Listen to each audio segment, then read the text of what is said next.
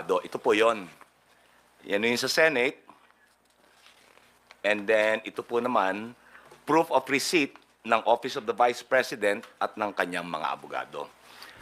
Having said that, ako po ay handa ng tumanggap ng mga katanungan mula sa inyo. Thank you, Attorney Bukoy. We will take the first question from Bibian Gulia of ABS-CBN2. Magandang hapon, Attorney. Magandang hapon. Ano po yung highlights nitong reply na ifinal ninyo sa Senado, particular doon sa mga naging argumento ni Vice President Duterte? Okay, ang highlight ho nito, number one, there are several highlights. Yung pinakauna ho, sinabi niya na walang articles of impeachment na dapat sagutin sapagkat wala naman ito. Ibinalik ito sa Kamara. Ngayon ho, ito ho ay mali ho ito sapagkat kung maaalala ninyo, nag-issue ng kautusan ang impeachment court. Sinasabi na na padalan ng writ of summons si Vice President Sara at ilakip dito yung articles of impeachment. So, nung sinerve po yung summons na yung articles of impeachment, na natanggap naman niya and sinagot niya. Pangalawa, yung articles of impeachment po, if you will remember, dinifer ng House of Representatives yung pagtanggap nito, pinagpaliban. Pangatlo, nag-issue ng order ang impeachment court na they are not dismissing or terminating the proceedings. So, buhay na buhay ang articles of impeachment. Pangalawa, sinabi niya she was deprived of Pangalawa, sabi niya, meron siya mga affirmative defenses eh. Sinabi niya na unang-una, may violation ng 1-year ban rule. Pangalawa, hindi siya nabigyan ng due process. Number 3, that the Senate is not a continuing body. Let's break it down. Yung una po na sinabi niya, hindi siya nabigyan ng due process sapagkat nung ipinail yung complaint, yung tatlong complaint, hindi siya binigyan ng pagkakataon na sumagot dito. Ngayon, ganito po ang nangyari diyan. Yun hong Secretary General, nung tinanggap niya ito, inipon muna niya yung mga ibang complaints sapagkat alin ho sa doktrina nung Gutierrez versus the Committee on Justice, sinabi ng Supreme Court na maaaring buuin muna lahat ng complaint bago i-transmit o i-refer sa Speaker of the House. Na walang paglabag yon. Ano ang dahilan? Ang iniiwasan ho, ayon sa Supreme Court, merong isa, yung mauunang mag-file, na flimsy o walang kabuluhan just to bar other legitimate impeachment complaints. So, sabi ng mataas na hukuman, pwede yang ibigay, buuin muna, tsaka ipapasa. Ang importante, yun hong papasok siya dun sa 10-session day rule. 10-session day rule. Ngayon, mula ho nung final, yung pinakaunang impeachment complaint, hanggang doon sa pinakahuli na yun ho, December 2. Yung pinakahuli, February 5. Yan ho yung nakapirma more than 1/3 ng mga congressman. Pasok ho yan lahat sa 10 session days na requirement. Such that, nung nirefer sa Speaker of the House, ang Speaker of the House, nirefer kagad yan sa plenaryo. Ngayon, anong nangyari sa plenaryo, dahil meron ng more than 1/3, and ayon sa batas, pag more than 1/3, yan na yung articles of impeachment. So, ngayon, hindi na kailangang i-refer yung tatlo. Dahil may articles of impeachment na eh. Doon ho, sisipa na yung 1-year bar rule. So, yun din ho, ito ay in relation doon sa una ko nabanggit, yung jurisdiction dahil nag-violate daw ng 1-year ban rule. Hindi po. Lahat ho ng impeachment complaint ay pumasok doon sa requirement na 10-session day rule. Pangalawa, ang sinabi niya, hindi siya nabigyan ng due process. Okay? Yung due process, there are two ways of initiating an impeachment complaint. Yung unang kong paraan ay saklaw yung dalawang method. Yung isa, reklamo or complaint ng isang miyembro ng Kamara, verified complaint. Yung pangalawa, verified complaint ng isang mamamayan na inendorso ng miyembro ng Kamara. Yung pangatlo, yung more than one-third. Ngayon, yung due process na sinasabi niya, ito po ay nag-a-apply kung ang complaint was initiated by referral to the Committee on Justice nung first two methods. Yung complaint ng mamamayan na inendorso ng miyembro ng Kamara or yung reklamo ng miyembro ng Kamara. Yan ho, dadaan yan sa proseso sa Committee on Justice. They will determine if it is sufficient in form. Tama ba yung forma? And sufficient in substance. Tama ho ba yung nilalaman? Ayon ho ba yan sa framework? Ngayon, tsaka ho magkakahiring yan. Tsaka magkakahiring. Ito, ang nangyari dito, nagkaroon na ng yung impeachment proceeding ho, nag-kick in yung 1-year ban dahil yung impeachment process na initiate through the more than one-third endorsement ng mga miyembro ng Kamara. Kaya ho, hindi na kinakailangang mag-hearing. Ngayon, yung due process ho yan, it is satisfied pagka binigyan siya ng pagkakataon na sa pagkakataon niya na magpresenta ng ebidensya at ipagtanggol ang sarili niya sa impeachment court.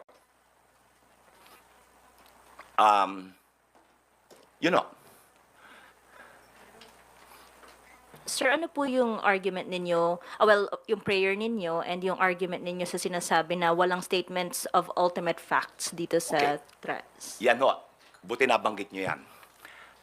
Ang sinasabi nila, walang statement of ultimate facts. Ano ba yung ultimate facts?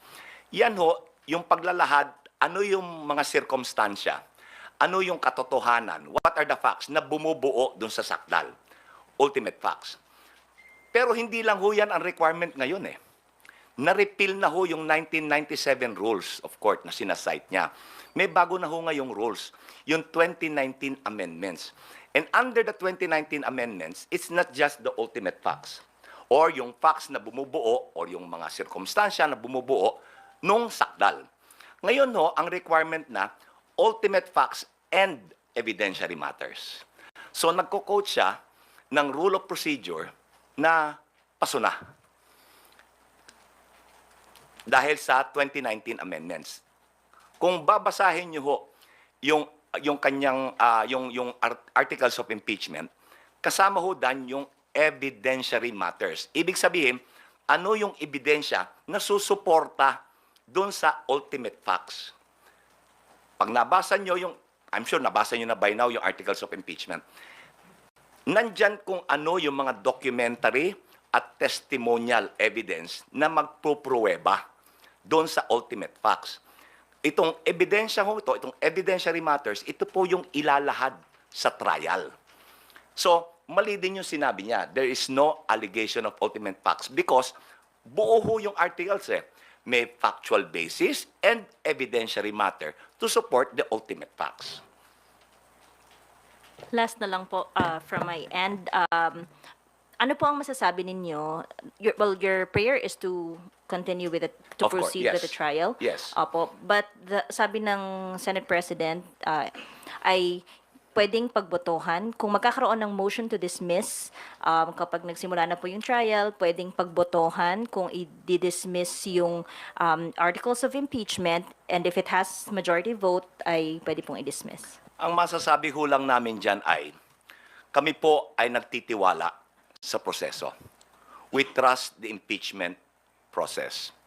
And we trust that the senators, judges, will do or perform their constitutional duty and abide by their oath tutuparin nila yung kanilang pinanumpaan nung sila ay manumpa bilang mga senator judges. Yun lang ho. Thank you, Bibian. Kat Porbes from Radyo sorry, sir. May nakalimutan ako. Go ahead, sir. Dahil tatlo yung sinabi ko kanina. Oo, yung continuing body. Sinight ho niya yung Balag case. Ang sabi niya, sabi daw dun sa Balag case, that the Senate is not a continuing body. Kontra yun dun sa sinabi ng Balag. Ayon ho sa Balag case, the Senate is a continuing institution na hindi nadidissolve, hindi nabubura dahil lang sa isang national election o dahil nagbago yung komposisyon. Yun ho yun. Isa pa na nakalimutan ko rin banggitin. Ang nirereklamo niya na tatlo yung naunang impeachment complaint. Kaya daw na-violate yung one-year ban rule nung isinakdal siya using the fourth impeachment complaint na merong more than one-third. Okay. Ang sinasabi ho sa saligang batas, pati sa rules ng Kongreso, hindi sinabi na complaint. It says impeachment proceedings. Nagki-kick in yung one-year ban. Naalala nyo, sinabi ko, there are two methods. Yung referral to the committee, kung complaint ng mamamayan na inendorso ng miyembro ng Kamara, or reklamo ng isang miyembro, verified complaint ng isang miyembro ng Kamara.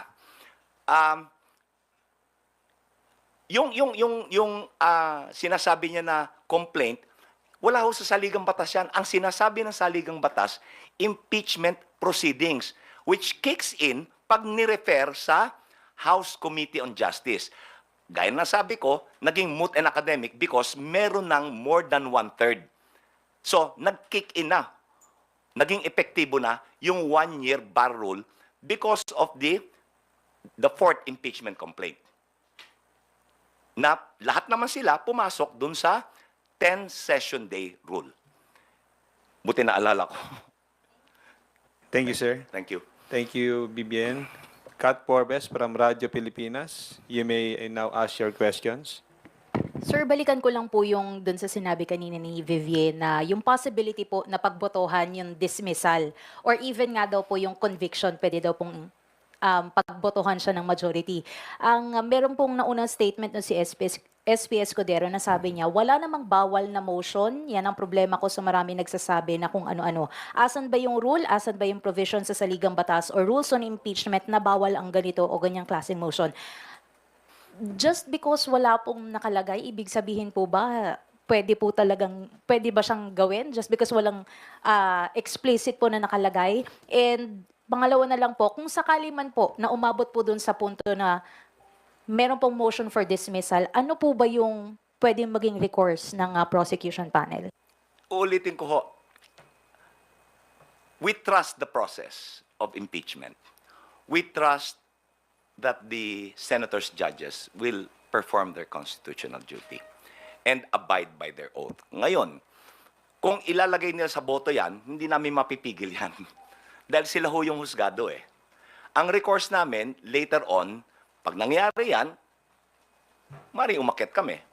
Maaaring umakyat kami sa Supreme Court. Wala tayong magagawa kung mas matagal siya. Nandiyan na yung sitwasyon eh. Hindi naman pwedeng tanggapin na lang natin. So, we will find recourse. Pero, hopefully, hindi tayo aabot doon. Hopefully, they will do what is right. According to their judgment. Yun lang po yung clarification. Thank you po. Thank you, Kat. Next question will come from tapos na si Bibian, si Marian Enriquez from TV5. Hindi po kaya, yun din yung gusto sa ng Senado na dalhin ng Kamara, ng prosecution, itong issue nga ng impeachment sa Supreme Court. Ayoko ho maghaka-haka na yan ang gusto nila eh. Mahirap po maghaka-haka dahil magtiwala ho tayo sa proseso. And then, bantayan na lang natin kung anong dapat nating gawin kung umabot sa ganong hangganan. Uulitin ko, may tiwala pa rin kami sa proseso. Kung hindi tayo magtitiwala sa proseso, there will be chaos. Sir, kindly elaborate. There will be chaos. What do you mean by that? Well, we are a democracy. We are governed by rules. We are governed by law. Kung mawawalang bisa ang batas, there will be chaos. There should be order. Kaya ho nandiyan ang batas for order. Kaya ho, rule of law is primordial.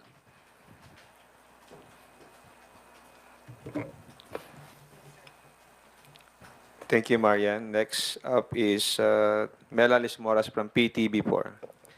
Hi, good afternoon, sir. Sir, follow-up lang po dun sa naging tugon nyo nga po kay Ate Vivian kanina regarding dun sa inyong reply. So, generally, sir, kung isa-summarize yung naging reply ng House Prosecution, ang sinasabi nyo, yung answer ad cautelam ng kampo ni Vice President Sara Duterte ay parang puno lang ng falsehoods and baseless yung mga arguments. Ganun po ba? In general, yes.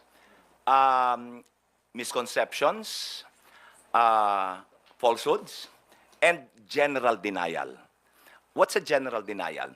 Hindi ho niya sinagot yung mga factual allegations Sinabi lang niya, hindi totoo yan.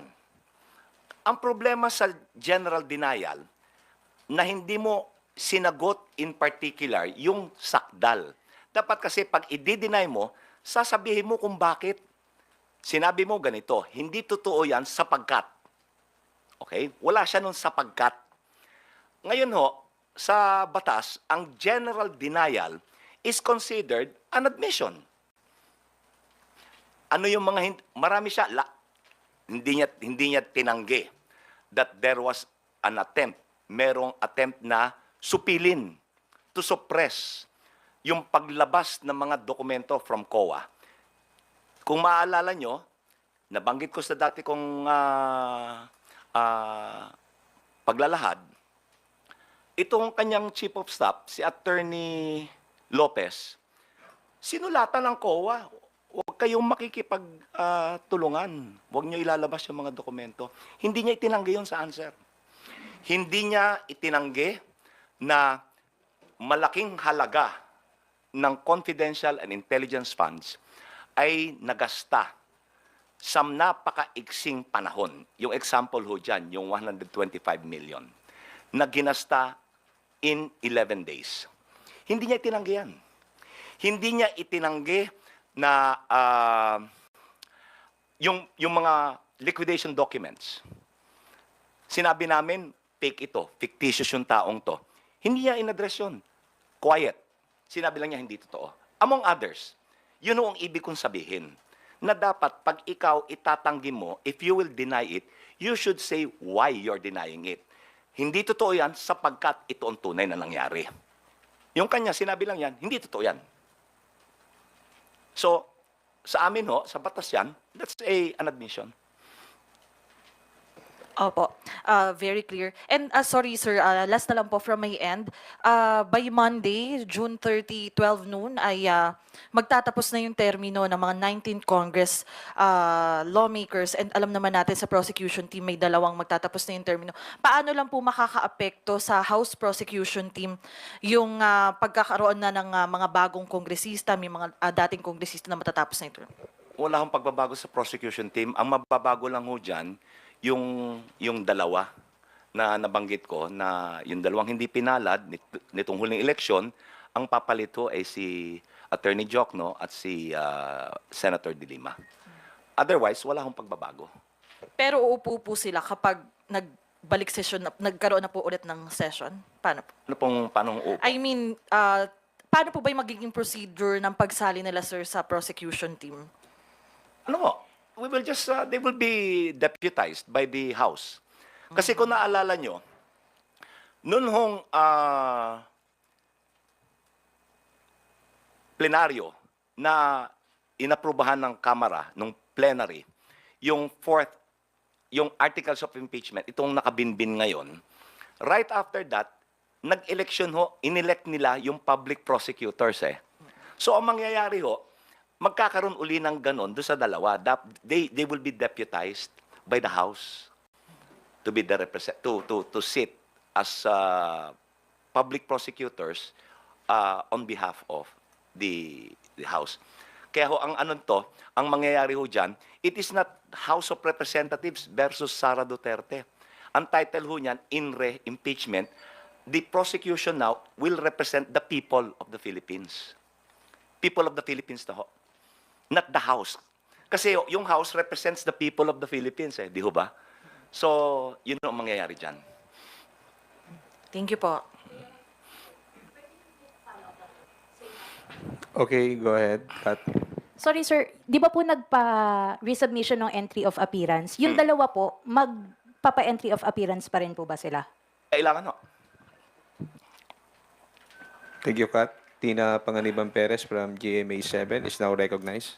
Good afternoon po, sir. Hello. Attorney Bukoy, how did the prosecution reply to the defense's prayer to dismiss the articles of impeachment?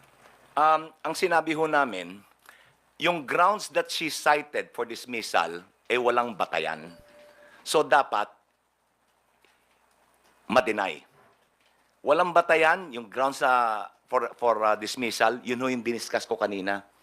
Yung one-year ban rule, she was not afforded due process, Senate is not a continuing body, yun ho kaninang diniscuss ko. Na mali ho lahat eh. So, dapat i-dismiss. Hindi dapat dapat hindi bigyang pansin. So may prayer po yung prosecution na mag-trial na po tayo. Yes. Dapat yung no prohibited motion pero ilang beses na po nasagot. Thank you. Ang prayer ho ng prosecution is to deny the dismissal and to proceed to trial. Yun lang ho naman ang gusto natin eh. Yun ang gusto ng bayan eh. Ilabas ang ebidensya. Ilabas ang ebidensya ng prosecution and then ilahad niya ang ebidensya niya. Thank you. We will now hear from Earl Tobias of IBC 13. Hi, sir. Good afternoon po, attorney. Attorney here. Ayun. sorry. Hi, sir. Sir, attorney, connect ko lang dun sa tanong na hindi nga po na for the prosecution, hindi na fulfill ni Vice President Sara Duterte yung dinedenay niya to, pero bakit? Isa po dun sa mga rason na nabanggit niya sa answer ad cautelam ay wala namang limitasyon sa kung kailan o kung gaano dapat kabilis yung paggastos ng confidential funds patungkol po dun sa 125 million. So, attorney, i-consider niyo po ba yun na again, another tactic ng pangti-technical? Kasi ho ganito, no? Hindi lang ho naman pinag-uusapan kung gaano kabilis ginasta. Saan ginasta? Yung confidential and intelligence funds ho, ay para sa particular na layunin. It is for a specific purpose. Yung lumabas ho doon sa mga hearing nung Committee on Good Government, yung Blue Ribbon Committee, lumalabas na hindi para sa ganoon layunin yung pinagkagastahan eh. Hindi lang ho yung bilis. Nakakadagdag lang yung bilis. Ang bilis mong ginasta, pero hindi para sa layunin na dapat doon mo ginastos. At so, sir, asking directly, yung sagot ni Vice President Sara Duterte sa mga inilatag ninyong kaso ay parang irrelevant o taliwas sa hinihingi dapat. Yun ang scrap of paper. Tinuring niya na articles na scrap of paper, yun ang scrap of paper. Walang, yung sinagot niya, walang halaga. Okay. Sir, follow up na lang with that. Kasi sabi, without ultimate facts din daw, parang full conclusion, total conclusion, yung buong articles of impeachment daw. At isa dito sa mga sinasite ni Vice President Sara Duterte, wala naman daw pong kontrata doon sa kanyang pagbabanta sa buhay ni Pangulo, ng First Lady at ng House Speaker. Alam niyo ho, yung pagkontrata ng mamamatay tao, hindi ho naman sinusulat yan eh. Hindi ho ba? Hindi naman sinusulat yan eh. I agree to kill, etc. Walang ganun eh. Kasi illegal eh. Siya na rin yung nagsabi. Kumontrata ako ng asasino ng mamamatay tao.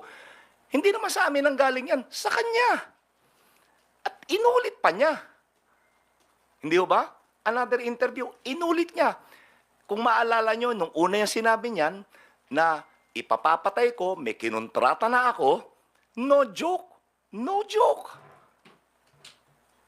So anong kontrata ang pinag-uusapan natin? Kontrata na, nasa kasulatan, nakanotaryo? Come on. So sir, whatever the Vice President stated online and publicly is evidence enough. Yes, kasi siya mismo, ginagamit din niya, admission against interest, ginagamit din niya against the Secretary General, yung interview ni Karen Davila. Ginagamit mo yun, pero ayaw mong gamitin namin yung ginawa mo online, broadcast. So selective. Kung ano yung makakapabor sa kanya, dun siya. Kung hindi, ayaw niya. Di ba? Thank you, Attorney, for the direct answers. Last from my end po. Sa usaping constitution pa rin, napapag-usapan yung forthwith, pero nasa linya rin po under the accountability of public officers that public office is a public trust. Public officers and employees must at all times be accountable to the people. Sa nangyayari po ba sa impeachment trial, nasusunod po ba yung at all times na accountability na dinedemand sana sa mga public officials? Yan ang lalabas after malahad ang ebidensya. Yan ang lalabas after makinig ang panig ng prosecution, makinig ang panig ng depensa. Now, yung question of accountability, papasok na. Titimbangin yung ebidensya ng magkabilang panig. Yun ang sasagot, yun ang tutugon sa katanungan nyo. Thank you, Earl. Janelle Escapante from GMA Online. Sir, good afternoon po. Hirap maghanap, silaw eh. Sir, Senator Alan Cayetano said yesterday that the Senate will only allow the presentation of evidence against the Vice President if the Senate Impeachment Court rules that the impeachment complaint is constitutional or wala pong constitutional defect. That's what he said. So do you agree with his position po that the Senate Impeachment Court should rule first that the complaint that the House filed is constitutionally sound? Okay. Yun ang constitutional compliance ay nailahad ho namin yan eh. Doon sa reply, pinaliwanag ko. I think partially, kanina napaliwanag ko na rin kung bakit kami compliant. Including, idadagdag ko, yung submission namin, sinertipikahan ng Kamara that there was no violation of the one-year ban rule and the articles of impeachment complied with all constitutional requirements. Narinig ko na sinabi ni Senator Cayetano na Follow-up, sir, kasi sinabi niya rin na there's no need to panic, addressing concerns that the trial could not proceed. No need to panic. What's the worst that can happen? They could file again next year. Yun po ang sinabi niya. So how do you take it? the worst that could happen is that we ignore the Constitution. We brush aside the Constitution. We are a country governed by the rule of law. And uulitin ko, we trust the process. Thank you po, sir. Thank you, Linesca. Vic Sumintak from Net25. Attorney, magandang hapon po. Hello. I just want to follow up regarding the question of CAT. If ever na the impeachment court mag-decide sila doon sa appeal ng depensa to dismiss the impeachment case against the Vice Impeachment Court. My question is the decision of the impeachment court as sui generis is reviewable, can be reviewed by the Supreme Court or can be appealed to the Supreme Court? Yes. Because the Supreme Court is the ultimate arbiter to determine whether an act or a law or a regulation is constitutional or not.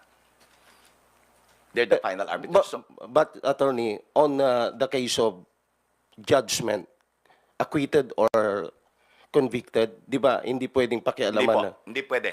Kasi pag ang pinag-uusapan, judgment of guilty or not guilty, that is not reviewable by the Supreme Court. Ang reviewable ho, subject to judicial review, is compliance with constitutional parameters. Okay. Sir, another follow-up. You stated a while ago na if ever na mag-decide ang Supreme Court to dismiss the case, Supreme Court? impeachment court, Okay. there will be chaos. So ano yon? No. There will be a constitutional crisis. No, hindi ko po sinabing there would be chaos. It might cause. Chaos. Opo. Kasi, ang ibig kong sabihin, pwede hong hindi tanggapin ng bayan yan, pwedeng tanggapin. That is one scenario. Hindi ko sinasabi na dapat magkaroon ng chaos. Hindi ho. Okay. No, no. Sir, to be specific lang, kung alimbawa ganon, i-dismiss nila, magkakaroon ng constitutional crisis o what? Kung i-dismiss ho nila without trial, Yes. wala ho namang constitutional crisis because iaakyat nga sa Supreme Court. Pwede hong i-review kung tama yung pagkaka-dismiss ng walang trial yung articles. Kung walang paglilitis, outright i-dismiss. Pwede naming iakyat Pero yung decision, whether guilty or not guilty, inappealable. You cannot appeal that. Okay. Thank you. Okay? I never said there will be chaos. Don't get me wrong. I never said there will be chaos. There might. It's a possibility. Pwedeng tanggapin ng bayan, pwedeng hindi. Everything is possible. Pwedeng tanggapin, hindi wala. Because ang ultimate na boss ho natin ay ang taong bayan Thank you. Thank you, Vic. Rosalie Cas from UNTV. Go ahead. Hello po. Good afternoon po, Attorney. Hi. Yeah, last interview with you via Zoom po kasi na-mention niyo po, yun pong balak niyo after na ma-submit yung pleading or yun pong tugon sa reply. answer ad cautelam. Opo, can you walk us through what will happen next after you submitted to the Senate your reply to the motion of VP Duterte? Itutulak niyo pa rin po ba yung pagkakaroon ng pre-trial Yes, kung ng mas maaga? Opo. Kasi yung pre-trial is very convenient for all parties concerned. Dahil sa volume, sa dami ng aming dokumento, mahirap po itong i-identify Pagka nagtatrial ho kasi, kada piraso ng ebidensya, ipapa-identify mo, mamarkahan mo, so tatagal ho yung proseso. With a pre-trial, may pre-marking. So, pag presenta mo sa testigo, markado na, ipapa-identify mo na lang. Malaking convenience. May inaay po ba kayong particular date ng start ng pre-trial? Wala po, nasa sa impeachment court po yan Pero para ho sa amin, mas maaga, mas maganda. Ay, may nabanggit din po si Senate President Escudero na yun pong inyong pagiging spokesperson na House Prosecution Panel is only until June 30 and kailangan po ba na i-renew yung designation nyo na yun pagpasok ng 20th Congress? Hindi na ho pa dapat pagtalunan yan dahil madali ho naman i-comply yun Madali ho i-comply. Hindi na ho dapat pagtalunan yan. Ito po, pahabol na lang din po. Regarding po dito dun po sa nakalagay sa response nyo rin po, Reply. that the only legal strategy of the defense is to have the case dismissed and avoid trial. Can you elaborate po and explain? Nandyan yun, nandyan ho yun, parang napaloob din yan doon sa reply na given the answer ad cautelam, yun ho yung direksyon na tinutuhog to dismiss without trial. Ba't niya in-erase yung mga issues about 1-year bar rule na sinagot naman namin, absence of due process na sinagot namin, yung Senate is not a continuing body na sinagot namin, wala yung articles of impeachment na sinagot namin. So, they want a shortcut. Wala ng trial. Dismiss na lang. Kaya doon sa prayer namin, i-deny yung kanilang motion to dismiss. Thank you. Marian? Sir, sorry. Sir, there's also this part po dun sa reply. Respondent's prayer to dismiss the articles of impeachment on technical grounds must be denied on the ground of public accountability. Cannot be skirted by citing procedural shopping. Can you elaborate? Okay, ganito ano. Ito yung nabanggit ko noon, wagging the dog. Ano yung wagging the dog? It's an idiom. Mas binibigyan ng halaga yung merong lesser value kesa sa mas importante. Ano bang mas importante dito? Yung substance, yung katotohanan. Okay? Hindi yung procedure, technical. Yun ang walang maisagot sa substance. Ang tutuunan nila ng pansin, yung technical. Yun yung ibig sabihin niyan. Mas pinapaigting ang kahalagahan ng procedure, technicality, kesa doon sa substance ng complaint. Dapat sagutin mo yung reklamo. Kung maalala nyo, mula nung hearing doon sa Committee on Good Government, ganyan at ganyan din. Hanggang ngayon, walang paliwanag. Nasa impeachment na tayo, nag-file ng answer, wala pa ring paliwanag. Lato tayo nang huhula pa rin. Di ba sabi niya, gusto niya ng trial. She wants a bloodbath. Bubble bath eh. Hindi bloodbath, bubble bath. Di ba? Earl, Tobias? Attorney, mabilis na follow-up lang. With that, given na nakita nyo pong heading towards dismissal yung defense, is that a sign of a weak or a rattled defense? Hindi ko sinasabi na doon patungo yung direksyon ng court. Yun, doon patungo yung depensa. Hindi ko sinasabi na doon patungo yung impeachment court. Ha? I never said that. Doon patungo yung direksyon ng depensa. Ano nga ito? Attorney, ang tanong ko po with then, is that a sign of a weak or a rattled defense from the PP? It's a sign of no defense. Kasi kung may depensa on the facts, gaya ng sinabi ko, hindi general denial. Specific denial.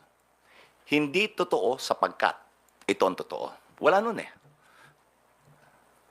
Wala ho nun. Okay? Sir, sorry. Sorry, follow. Meron daw po kasing mga statement po si EPCC Senator Alan Peter Cayetano yesterday na dapat daw muna bago pag-usapan yung dismissal, talakayin yung jurisdiction nga, no, nitong pagtalakay ng impeachment complaint, lalo kung tatawid pa sa 20th Congress. Kailangan pa ba yan pag-usapan, sir? Di sige ho, kung yun ang gusto ng impeachment court wala kami magagawa. Kung ang gusto ng impeachment court, talakayin yung jurisdiction, sige po. Handa naman kami sagutin yun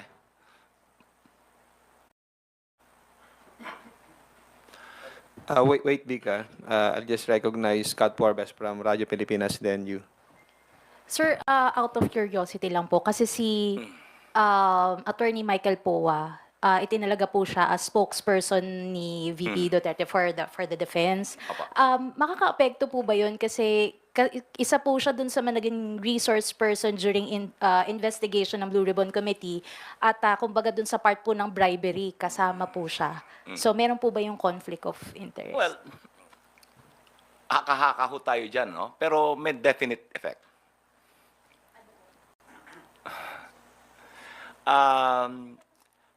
Kasi, there are two ways of looking at it. Sa isang banda, dahil nagtestigo siya, may transcript na yan, di ba?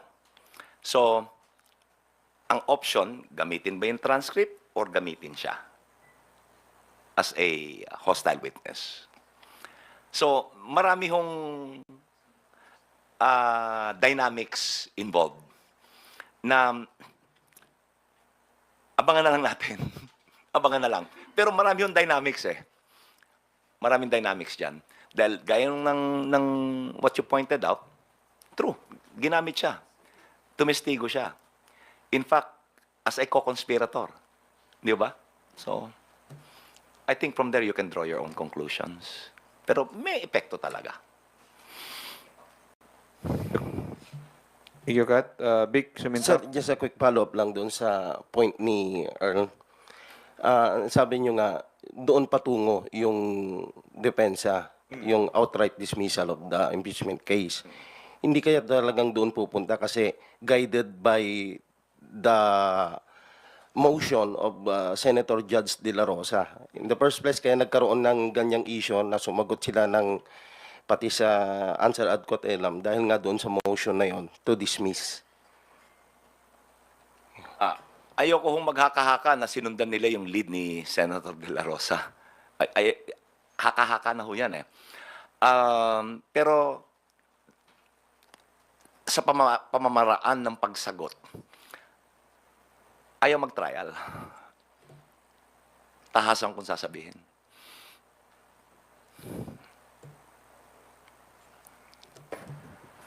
Thank you, Vic. Lynn Escapante from GMA Online. Sir, on the, yung possibility ulit of motion to dismiss, should the Senate Impeachment Court entertain a motion to dismiss similar to what was put forward by Senator De La Rosa, given that the Senate already discussed that motion and amended it, in the event na ganun ulit, may mag-move ulit, kahit hindi si Senator De La Rosa, defense or any other senator judge to dismiss outright, should the Senate Impeachment Court entertain that motion, deliberate on that motion, kahit na napag-usapan na thoroughly before? Hindi ho namin mapipigilan yan kung gusto nilang i-entertain yung motion eh. Hindi ho namin, we cannot object. Sila yung husgado eh. We cannot object kung yun ang unan lang gustuin. Pero kung para sa amin, hindi ho karapat-dapat. But nasa sa husgado ho yan.